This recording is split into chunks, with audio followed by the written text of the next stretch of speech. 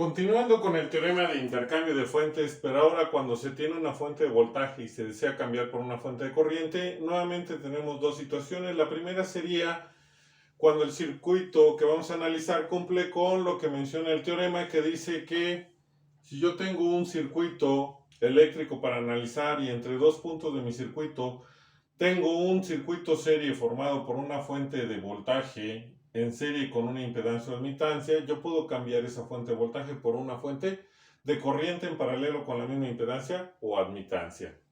Bueno, la primera situación sería entonces analizar este circuito en el cual lo primero que hay que hacer es ubicar si la fuente que nos están proporcionando es de tensión o de voltaje, en este caso así lo es.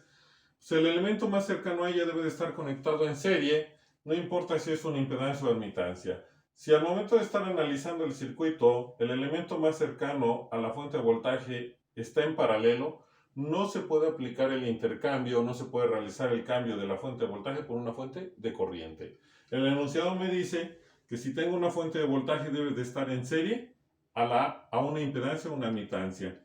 Cuando se calcule la intensidad o la corriente de mi fuente, esta va a ser siempre aplicando ley de Ohm y sería igual a la tensión o al voltaje de la fuente sobre la impedancia, si esta fuera una impedancia, la que está en serie a la fuente, o puede ser igual a la tensión o voltaje de la fuente por la admitancia, si esta fuera una admitancia, la que está en serie a la fuente. Las unidades que vamos a obtener son amperes. ¿Qué va a suceder? Si ahora voy a trabajar con impedancias, porque es más general con impedancias, entonces primero puedo escribir mis puntos X y Y todos los elementos que yo no voy a considerar para el intercambio, los puedo escribir, como ya dije que eran impedancias, pues esta sería la impedancia 1, 2, 3, 4, 5, 6 y 7. A partir de la impedancia 2 hasta la 7, las vuelvo a escribir en la misma posición. Y ahora entre mis puntos X y Y, en vez de tener una fuente de tensión o de voltaje, voy a tener una fuente de corriente, y esta impedancia que se usó para el intercambio, en vez de estar en serie a la fuente, va a estar en paralelo a la fuente de corriente. ¿Qué voy a hacer? Ya puedo empezar a hacer reducciones. Estos dos elementos que están en paralelo los puedo reducir. Me quedaría uno en paralelo a una fuente de corriente, y como ya se vio en el video anterior, puedo cambiar esta fuente de corriente por una de voltaje que me va a quedar en serie, sumar a Z3, 4 con la equivalente nueva, y después hacer otro intercambio para poderla reducir con 5, otro intercambio donde todo ya quedaría en serie y puedo aplicar un divisor, que sería más fácil que aquí aplicar mallas para encontrar el resultado en el voltaje en el último elemento. Entonces, como ya se sabe cómo cambiar de una fuente de corriente a una de voltaje, ya podemos ir reduciendo nuestro circuito para que sea más fácil obtener el resultado. Y esa es la finalidad de los teoremas de redes, que se pueda resolver de una manera más fácil el circuito que estamos analizando. Bueno, ahora vamos con la segunda situación, que al analizar el circuito eléctrico que a mí me estén dando, entre dos puntos que yo defina, puedo ver que existen elementos en serie en los cuales tengo fuentes de voltaje e impedancias o admitancias. Y no sé, tengo una sola ni un solo elemento en serie a esa fuente. Entonces, si yo estoy analizando mi circuito y detecto que entre dos puntos de mi circuito que defino, en este caso desde X hasta Y, todos los elementos están conectados en serie y tengo una, dos y tres fuentes de voltaje, bueno, por concepto se sabe que las fuentes de voltaje que están en serie se pueden sumar.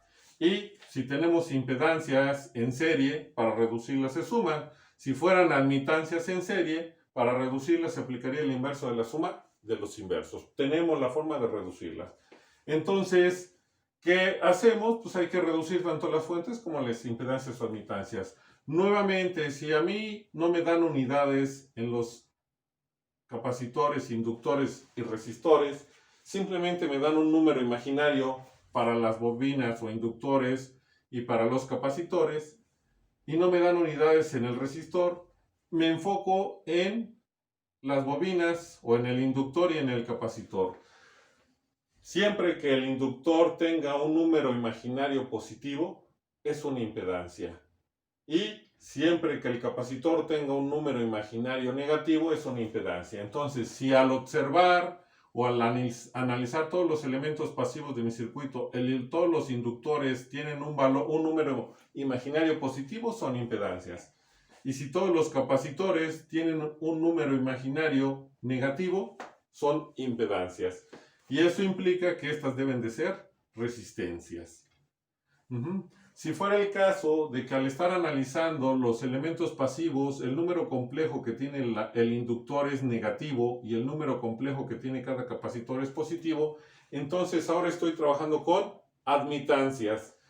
Entonces, ¿qué dije? Pues hay que observar el circuito y ver si todos los inductores tienen un número complejo o un número imaginario negativo, son admitancias. Y si todos los capacitores tienen un número imaginario positivo, son admitancias. Significa que estos son conductancias y entonces hago el proceso para reducirlos. ¿Cómo voy a considerar mis fuentes positivas o negativas? Nuevamente, el resultado que yo obtenga de la suma de ellas debe de ser positivo para evitar problemas con los signos negativos. Nos podría quedar negativo si el resultado nos va a dar si hacemos las cosas correctamente, pero generalmente los signos negativos de una fuente nos producen ciertos problemas. Entonces, para evitar ese conflicto, vamos a considerar los valores de las fuentes y si al sumar estas dos fuentes, porque estas dos van en la misma trayectoria, si las vemos, la fuente 2 va hacia X, la fuente 3 va hacia X, mientras que la fuente 1 va hacia Y, significa que estas dos llevan la misma trayectoria.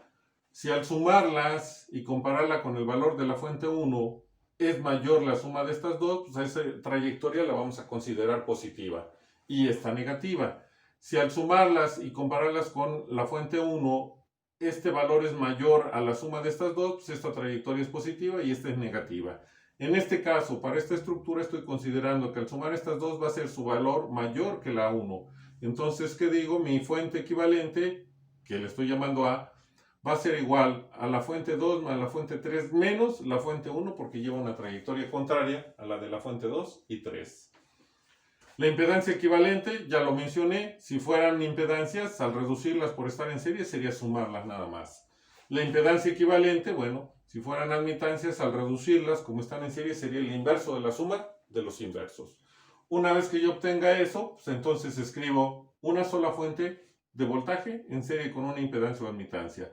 Para que sea más fácil el análisis en este caso, lo vamos a hacer con impedancias. Pero puede haber tenido admitancias. Voy a considerar los dos casos, aunque voy a trabajar con impedancias para que no se les olvide cómo hacerlo si hubiera admitancias. Entonces, ¿qué hago primero? Tengo mi fuente de voltaje ya en serie con una sola impedancia entre dos puntos X y Y, quiere decir que ya puedo realizar mi intercambio. Nuevamente, puedo escribir primero X y Y, mis dos puntos, y todos los elementos que yo no voy a usar para el intercambio, escribirlos. Y una vez que yo determine el valor de la intensidad o de la corriente de mi fuente de voltaje, a través de ley de Ohm, que sería la tensión de la fuente o el voltaje de la fuente sobre la impedancia, o en su caso, la tensión de la fuente o el voltaje de la fuente por la admitancia. Repito, en este caso estamos trabajando con impedancias, entonces aplicaríamos la primera ecuación. Una vez que obtuvimos la intensidad o la corriente de la fuente, entonces, ahora entre esos dos puntos X y Y me debe de quedar una fuente de corriente en la misma dirección de la fuente de voltaje. ¿Cómo sigo esa dirección? La fuente va hacia el punto X, la fuente de tensión o la fuente de voltaje. Entonces, la fuente de corriente, su punta debe de ir hacia el punto X también. Y va a quedar en paralelo con la impedancia equivalente que se usó para realizar el intercambio. Como ya se vio cómo realizar el intercambio de una fuente de corriente por una de voltaje, primero habría que reducir estas dos para tener un solo elemento que quedara en paralelo a la fuente. Hacemos el intercambio de fuentes y entonces, ¿qué tendríamos? Una fuente de voltaje en la misma dirección hacia X, pero ahora con una impedancia que le voy a llamar equivalente 1, porque sería la de estas dos. Aquí está X y los demás elementos. Recuerden que no pueden existir acoplamientos entre esos elementos porque ya no podríamos aplicar el intercambio de fuentes. Se escribe nuevamente, aquí estaría Y. ¿Qué puedo hacer? Sumar mis impedancias hasta esta, porque de aquí hasta acá están en serie, y aplicar otro intercambio de fuentes. ¿Y qué me va a quedar? Ahora una fuente de corriente en paralelo con una impedancia equivalente 2, que sería la de estas tres, la bobina y el capacitor. Y si yo ya no quiero realizar otro intercambio, aquí puedo aplicar un divisor de corriente para calcular a lo mejor el voltaje que me pidieron en el capacitor. Si no, pues puedo reducir estos dos elementos para que me quede uno en paralelo a la fuente de corriente, aplicar otro intercambio y entonces tendríamos una fuente de voltaje en serie con una impedancia equivalente 3, que sería la de estas dos ramas, la resistencia y el capacitor, todo en serie, y puedo aplicar un divisor de voltaje para obtener el resultado del voltaje en el capacitor. Y no tendría yo que aplicar mallas ni nodos y obtengo el resultado de una manera más simple. Y con esto estaríamos terminando la parte del teorema de intercambio de fuentes.